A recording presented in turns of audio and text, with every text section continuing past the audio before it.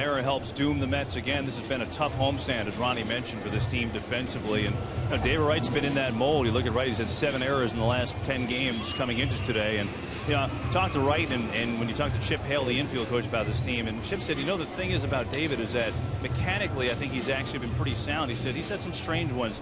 He's had some errors on exchanges, which is very rare for him. He said, when I look at him as a whole, I actually think that his throwing this year has been better than last year. He said, the one last night, he got in front of it, looked down at the ball, did everything correctly, and took a bad hop, and he just missed it. David said, kind of feeling in between right now, not only at the plate but in the field. He said, I'm a little unsure maybe whether to go back on a ball or come in on a ball, and with that being unsure, then you're getting the short hops, and it's obviously been a problem. But David said, look, I can take as many ground balls as you want.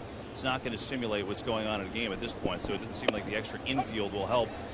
Guys, I also asked Chip, because it's something you talked about a lot, about if he's still teaching that theory about being able to just backhand balls or use your glove, not necessarily in front of it. And Chip said, I'm still teaching that. I'd rather have guys use the equipment and do that than have to forcefully get in front of the ball if it doesn't feel natural to them.